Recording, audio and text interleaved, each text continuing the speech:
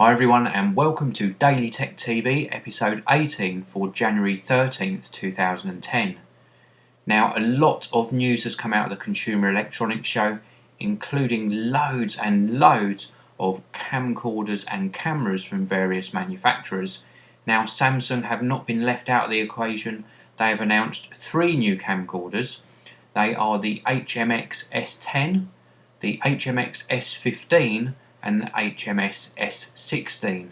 Now all 3 of these are supposedly going to feature a new improved Victoria engine processor and also a cutting edge 1 2/3 of an inch backside illumination CMOS imaging sensor.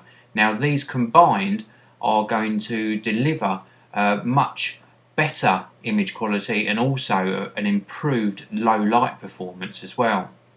Now the latter 2 models in this new range, the S15 and S16, also feature Wi-Fi and DLNA connectivity. And what this means is that once you've shot your high-def footage, if you've got a DLNA compliant device such as a media streamer for example, then you can actually play back that HD device on your television without the need to connect any cables. So very interesting addition to their camcorder lineup. Apart from the wireless connectivity, they also feature that new video processor that I mentioned and a 3.5 inch touchscreen display. Now they record to solid state drives, which is very interesting. The S16 actually features a 64GB solid state drive and the S15 a 32GB, and then the bottom of the range, the S10, relies on SDHC cards to record the video footage. So keep an eye out for these coming up later in 2010, probably the first half of the year. I'll be certainly interested to see how they deliver on image quality.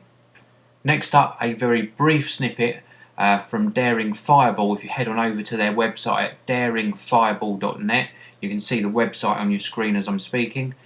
John Gruber, the owner and editor of the website, has mentioned very briefly when he was talking about something else that he has heard from his sources, that the new Apple tablet does not feature a camera or webcam. So interesting that he's sort of mentioned that on one of his very short and brief updates to his website.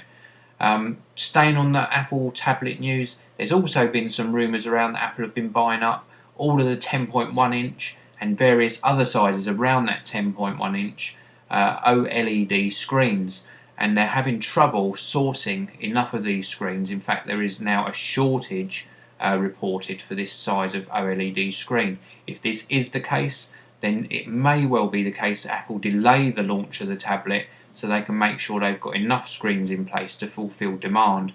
I certainly hope that isn't the case, and I hope that we see it at the end of this month. If you want to keep up to date on all of the tech news, all of the Apple-based news, then come back tomorrow for another episode of Daily Tech TV.